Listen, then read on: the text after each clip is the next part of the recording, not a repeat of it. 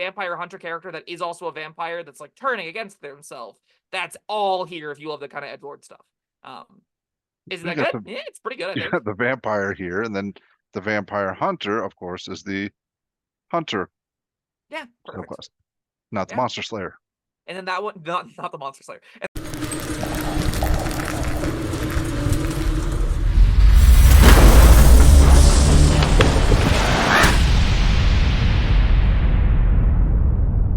Hello, friends. Robert Bevan here, author of the Caverns Creatures series of comedy, fantasy novels, and short stories. With me is Sam West, and today is another Martial Monday, and we will be covering the Ranger Conclave Swarmkeeper. yeah, this is the either you're a grubby little mushroom man covered in maggots, or you're Snow White and have a swarm of happy chirping birds around you that you do a Shrek 3 and have them massacre people to the dulcet tunes of the immigration song. I It's feel like there's a middle ground. no, there's not. It's one or the other. Absolutely not. I mean, Uh, I picture Beekeeper, which is, you know, not covered in maggots, but also not less dancing. adorable And than yeah, birds. Yeah, I do think like there are the range that this has is kind of funny, and then when you read the abilities, they get a little bit silly when you're like, what if birds did that? That's weird to think of if there's just like a swarm of pigeons.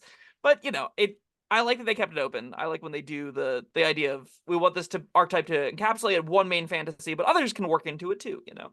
yeah. I overall actually really love this conceptually. Let's hope the abilities match our shared expectations of either beekeeping or being a gross mushroom man. I don't have an opinion one way or the other about beekeeping. That's just the image it conjured to mind.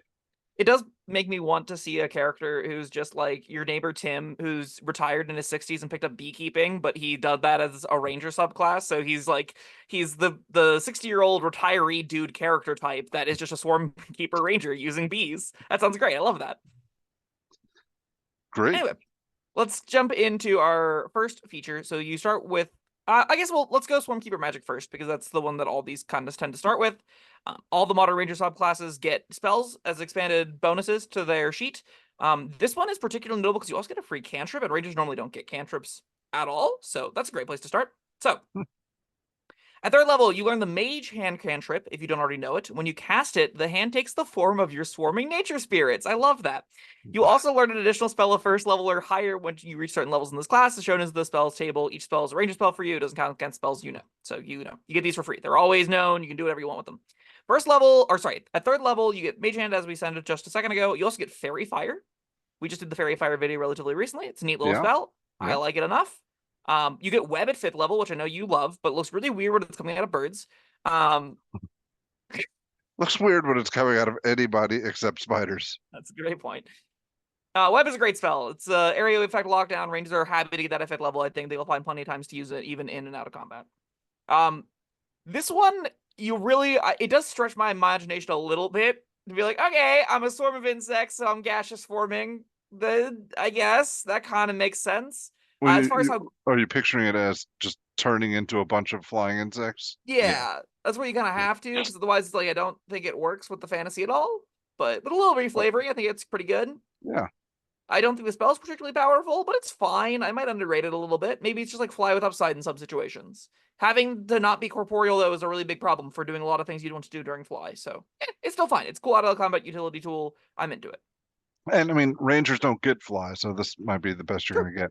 True. You also get Arcane Eye, which not particularly high on that thing. It is a remote scouting tool that like zooms around. Again, conceptually, it's like one of my pigeons or one of my maggots is around. Wild maggots! Are you Um, made out of rotting meat? yeah, in this instance, you could be. That's a character archetype I can get down with. It's fun. It's cool. It's grungy. I like grungy characters that are like dirty and like goblin-y. I think it's fun. So if you call back to one of my favorite videos we ever did was the giant insect video. It's that character, right? So yeah, go watch that video. It's a good video. But yeah, Arcane Eye, I guess, fits that, but it's a trash spell. I'm not ever excited to get it on any character, I don't think, especially at 13th level. And like we end on Insect Plague, which is deeply thematic, but was it amazing when it was only the Player's Handbook content that existed? And it sure has gotten a lot worse whenever the other competition for it has sort of arrived. So I'm not particularly high on Insect Plague. But I don't even remember what it does. 40-10 damage in an area. Yeah. Okay. Not great, but you do get the at least decent, I think, low tier options, and that's what mattered most, right? I think Fairy, Fire, Web, and Gaseous Swarm are all neat little spells that affect your play patterns. You'll be happy to have those on Ranger. I think Mage Hand in particular is a really great addition here. I think if you don't have Mage Hand in the party and you're the one that picks this up, you genuinely will feel like you have a giant out of combat tool that no one else does, which is awesome. I would expect someone probably has Mage Hand because it's really powerful and on a decent chunk of spell lists. But even if they do, you having it too is great. And the flavor that they attach to it, I think, is also pretty awesome. And even Insect Plague, I mean, it might not be the best spell in the world, but if you're getting it for free, I mean, it does something. It's probably Arcane Eye, less so. I would definitely want to get a familiar on this character sheet because, I'm a Swarmkeeper. I'm a Swarmkeeper. I want an individual pigeon that is like my favorite pigeon that all the other ones have to look up to because he gets special treatment. That sounds incredible to me. See, but I think having like an owl or a bird or some kind of bird, and then keep like, him in all right, line. well, no, feeding them's not a problem because I'm constantly surrounded by bugs. Sure, that also can work.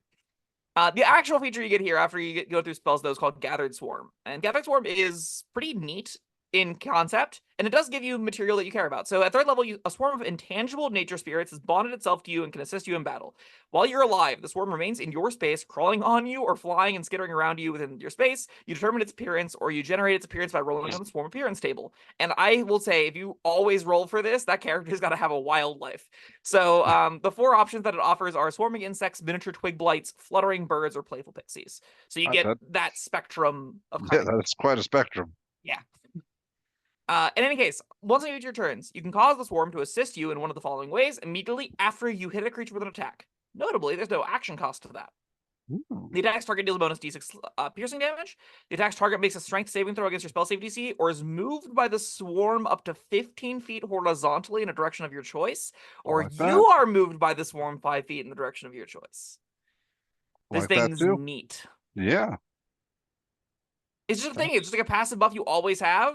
And all of your attacks have this modality to them that gives you a lot of little choices to make as you adventure. I like that a lot. This is one of the best force movement options out there. Yeah, there's a save involved, but yeah. Yeah, I mean, look, you're essentially doing it every time you attack. Yeah, you could impose the strength save over and over again. Strength save's rough. Let's be honest. Yeah. As the commenters will tell us, the con saves and strength saves are not the best save DCs you can look for, but there's still a lot of value to be had there, I think. I do love conceptually this gives you the pinning arrow fantasy that like people have been clamoring for since older editions existed. Whenever you want to be like, I want to pin that guy to a wall. Well, now you can shoot an arrow at him and move him 15 feet, and that's going to look exactly like that fantasy, at least, which is cool.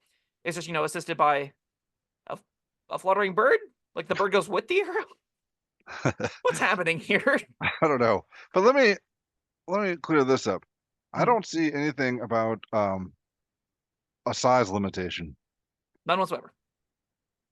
That's abusable. I mean, things that are larger sizes will have larger strengths, and I will say Rangers aren't going to always have the most robust save DC ever, because Wisdom isn't normally going to be you're not racing to get a +5 in Wisdom anytime soon, right? You need to get that Dex high up, you need to get your feats. There's a lot of things that are going to keep that DC relatively low. I think you're more likely to be able to move around lower strength things. And it is once per turn, so you still have a gate to it. It's not on every single attack, but still once per turn, if you wanted to do that, you can. You are foregoing a d6 piercing damage, which I think is going to be sort of the default mode this gets in a lot of tables, especially if like 15 feet doesn't change something's movement or action economy at all. It's just going to be like, okay, you moved me, and I run back up to you now. But like, if you got spike growth setups, this seems like a really easy 1-2 punch. Absolutely. What about the last mode? You're moved by the swarm 5 feet horizontally in a direction of your choice. Do you place any merit in that? Sure. I mean, if you're trying to get somewhere and like there's uses, right? I think at best case is a disengage where you like I attack you twice and pray I hit, and then if you don't, you're like uh-oh. But if you do hit, you get a free 5-foot move, so that's like almost dashing. It's better than disengaging slightly. Maybe that's fine. I mean, what you could do is if you move exactly out of cover, this gives you a way that you can attack twice. If one of them hits, you go back 5 feet behind cover. So it's slightly efficient in some battle maps. But I think most of the time you're going to be dealing 6d6 piercing damage, and then sometimes you'll be pushing 15 feet. And then in almost no situation, unless you're trying to disengage and fight for your life, you'll not pick the move 5 feet. But hey, you can go up with it. So if you need to like fly 5 feet up very briefly, okay, you got it. Yeah. Oh, it's just horizontally. Take that back. You can't even go up. You No, just go no. on the x-axis, huh? Yeah, man. I think It's a neat there's, effect there at least. yeah, I think you'll find some use, but most of the time, I'm going to be shoving other things around. For no value. I'm excited for you. Unless you have friends that have spike growths or wall of fires or what have you. Or if I just, want to give the barbarian, hey, buddy, don't rush over here. I'll bring him to you. That's true. You can pull things, which is kind of cute. Yeah, sure. That's neat. So as far as third level features go, this one being an on always repeatable buff to your attack rolls is decent. Mm. But I don't think it's like unbelievably powerful or anything to that effect. I still don't really get the huge build around potential that some other third level features tended to have. So I think this is like a middle of the pack as of like right now. We're not like doing any crazy powerful things, but guaranteed always option every single round in combat. Still a good boon to your sheet. Oh yeah, I like that. And a free mage hand. Yeah, free mage hand is genuinely also really, really excellent. Getting 7th level, we get Writhing Tide, which doesn't fit the bird thematic at all, but that's okay. Getting a 7th level, you can condense part of your swarm into a focus mass that lifts you up. Never mind, we're back on birds. Love it. As a bonus action, you get a flying speed equal to a flying speed of 10 feet and can hover. The effect lasts for a minute or until you're incapacitated. You use feature number times to get a proficiency bonus. You get them all back when you finish a long rest. Huh. I don't know that this feels like it should be more powerful than the third level feature, but I'm less excited about it. It's 10, and that's really low. With speed buffs, you might be able to turn this into a fly speed, but like, I mean, I guess get it. You're being carried around by a million bugs, but this is particularly difficult to use, I think, in combat. This definitely lends, I think, to be an out of combat sort of exploration thing. And then you remember that your speed is 10 and you get a minute of it. So you're like, oh, I am pretty gated as to where I'm actually able to go with it. You're like dashing every round, trying to like have these little tiny birds flap their wings as hard as they possibly can to lift your fat ass out and around. But like, it's neat. I like this ability a lot. It's just not a whole 7th level feature, I don't think. You're getting 100 feet of flight, right? Yeah. Well, if you're dashing, you're getting 2. Because you get a bonus action to set it up, and then you just get that speed, and you can use dash to get that speed again if you want to, right? Yeah. So you can get up to 200 feet of flight. Okay. Maybe if you can set this up before a fight, and like immediately before a fight, and you just like fly up twice, then you have the fly thing, but you can't have a concentration knocked off, and that could be genuinely quite powerful, especially if you're just like sharpshooting things to death. If they can't reach you, you go, That's true. But like, yeah, there's something there. It's a slow flight, but doesn't require concentration. Yeah, bonus action setup is not ideal for like crossbow expert stuff, but you're not in that, but like for Swift Clover stuff down the road, if you're not the crossbow expert, it's still like there's some tension there for your bonus action, definitely. It is a thing I think you could try and set up and get some advantage out of, but it isn't going to be easy to use. I mean, you only need the bonus action once, right? Yes, but it's still like if it's the first bonus action set up at a fight and you go 10 feet up, you're still not off the ground, so like things can still probably reach you in some instances, and if things can still reach you, it's a lot worse. Maybe you're using it to like knock back the things that have reach weapons with your third level feature, so you can like get yourself high enough that it's no longer an issue. But again, you still have all the things of like, oh, just things with ranged weapons kill me if the ceiling's low enough. I can't use this at all. There's a lot of other issues with that too, on top of missing a bonus action the first round of combat, if your goal is to set this up in combat. All that being said, I am happy to get an out of combat feature here. I'm glad that it's a neat one, and I think it has some modality in both modes. So like, while not again overtly powerful, it's neat. It's interesting. Yeah. I think this is a really simple and digestible option. It's something at least. Yeah, definitely. Moving to 11th level, you get Mighty Swarm. At level 11, you get your Gathered Swarm grows mightier in the following ways, and this is so disappointing. The damage of Gathered Swarm increases to a d8. All right, I'm gonna need more than that. Yeah, if a creature fails, the second line is actually pretty meaningful, but could be bad for you. If a creature fails its saving throw against being moved by the Gathered Swarm, you can cause it to knock the creature prone, which could be really good, and it could give you disadvantage on your next attack roll. It is a May, but it's gonna be a little bit tricky. I think most of the time it's gonna be upside, right? Where you knock something back and then drop it prone. I mean, it But then says you're you kind of can, giving you it a don't free have to. disengage. Right. But if you don't have to, this doesn't do anything. So like if you don't use this, it doesn't do anything. So you want to use Yeah. it, right? You want to knock things prone with it. So if you like hit it twice and you opt not to do this on the first one because you don't have disadvantage on the second attack, if you miss the second attack, then you don't drop the thing prone, which means you're not giving advantage to melee allies. So Mhm. I think there is a lot of tension with this ability. The last line text though I think is actually makes the third mode decent, and it's when you removed by your Gather Swarm, it gives you half cover until the start of your next turn. And half cover is just a flat +2 AC if I remember correctly. +2 AC is good, Sure. right? And if you're a melee ranger in particular, I think this is where you actually get like your first big payoff, where you want to be in the middle of everyone with a great sword, just like hacking things to pieces and just shifting around with +2 AC permanently. I'm kind of into that. Now it's not interesting. It's +2 AC, but like it's an option you now have. And if you don't need the AC, you can push things around. You can, if you drop something prone with this, you follow it up and then just create it, like just smash it directly into the groin with your giant greatsword. That seems awesome. Yeah, this is Like, another one. Which one did we talk about last time where no, I think it was a hunter that gave you some decent melee um ranger options. And yeah. this gives you some opportunity to go melee with a ranger as well, which I appreciate. It doesn't force it on you, but it provides some benefits if you want to go that way. But like all in all, can we both agree this is a pretty wildly underwhelming 11th level feature? It's minor Yeah, upgrades on your third level features. yeah, I can it's underwhelming. But again, it's not nothing and it is still kind of cool I thematically. think if I got to pick two of the modes at 11th level, I'd be a lot more interested because they're just always getting the D6 damage at least. But like Mm. this is maybe your D6 is a D8 now. Sometimes you'll want to knock things prone, and rarely you'll want +2 AC. And I don't think any of that adds up to 11th level feature. Like I don't think that's a ton more meaningfully powerful than the third level feature. But hey, it's again technically something. It's just not particularly compelling. I think it's a lot better if you are melee because then both of these. Well, no, because you got to choose Still, but moving something at least else, you and there's a lot less tension with the push then at least yeah, because you want them to be prone. Whereas when you're right, ranged, you don't want them to be prone. exactly. So I think as a melee ranger, this is a lot more interesting. As a ranged ranger, which is the default, not a lot here. We Yeah, end on Swarming Dispersal. Also, it should be 2d6, not a d8, and I'm disappointed at them. Anyway, Swarming Dispersal is the last feature you get. When you reach 15th level, you can discorporate into your swarm, avoiding danger. When you take damage, you can use a reaction to give yourself resistance to the damage. You vanish into your swarm and teleport to an unoccupied space you can see within 30 feet of you, where you reappear with the swarm. And then I really am so happy they didn't limit this to once. You can use this feature a number of times equal to your proficiency bonus, and you regain all expended use when you finish a long rest. all right, that definitely does paint a cool picture in my head.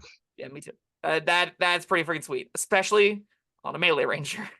Yeah, On a range ranger, I don't know how often I'm getting hitting, and if I care that much to teleport, but damn, is that cool. Like this is the vampire bat dispersal thing where you like flutter into yes, a bat, so you appear somewhere else and you take another shot. Like that's awesome looking.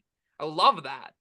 If you want to play a vampire-based character, like a vampire Van Helsing, if you will, someone that's like turned away from the darkness, but I'm bitten by a vampire, but I want to hunt the vampires, and you want to have that bat shift moment, this is it. You got everything you need. You're a ranger. You're set up with to crossbow expert stuff, to shoot things to a whole bloody pulps. You got favored foe and all that stuff. That vampire hunter character that is also a vampire that's like turning against themselves.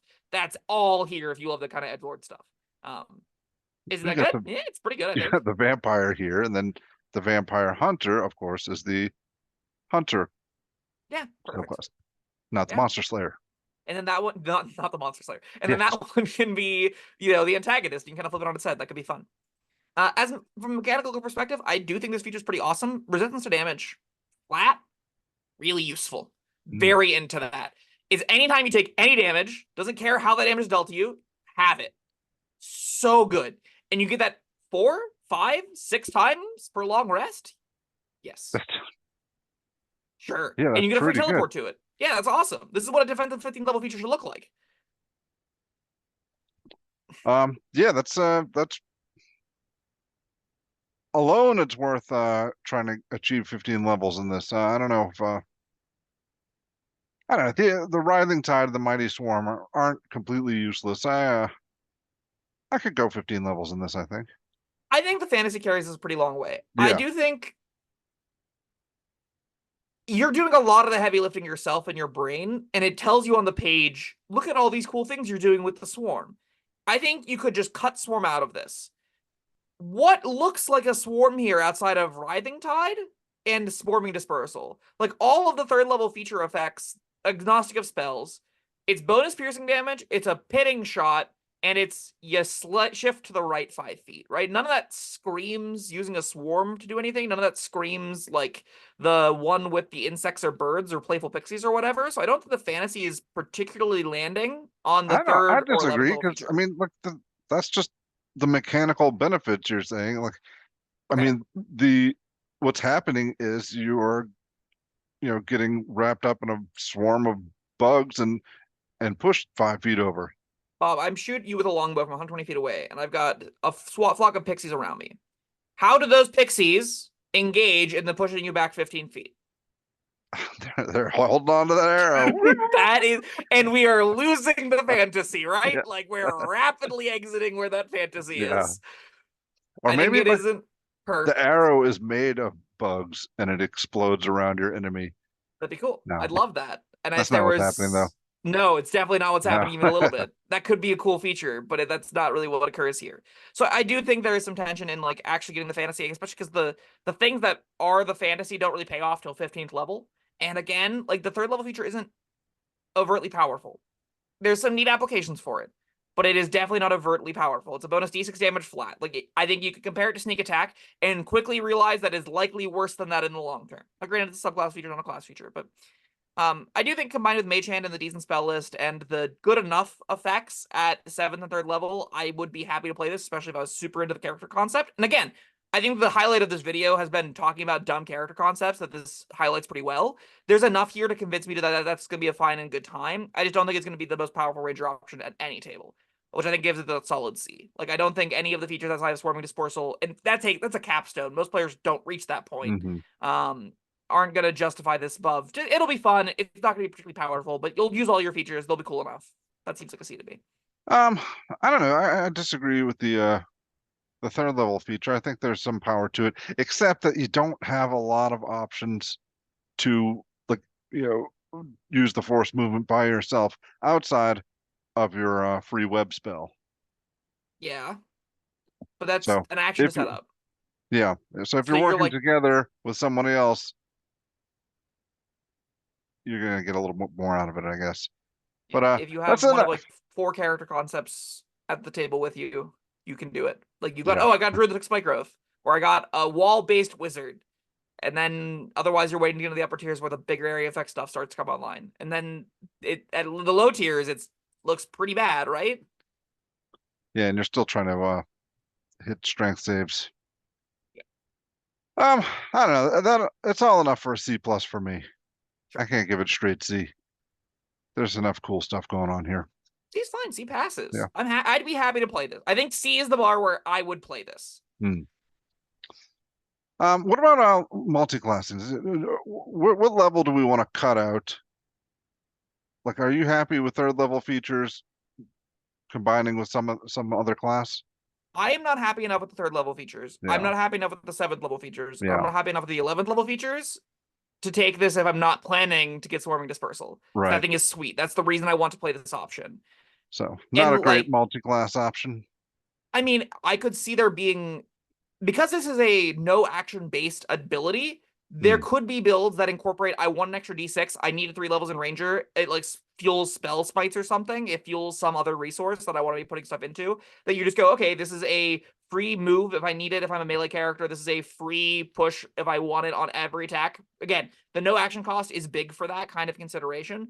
But like, that's not, I don't think this is going to be the most powerful Ranger subclass you would go Yeah. to first, which then makes me go kind of like, okay, well, what build wants exactly these abilities? And then I want to be making attack rolls that push things that like, and it does say with an attack, so you could combine this with Repelling Blast if you wanted to go full crazy mode, and get 25-foot shove once a round. I could see building into that, but you really have to dig in deep to one of these like 3 third level text abilities. And I don't think most characters are on the mark to do that. All right. Well, That was the Swarmkeeper Ranger. Thank you, Sam, and thank you everyone for joining us. Let us know what you think down in the comments below. Like, subscribe. We'll see you next time. Goodbye.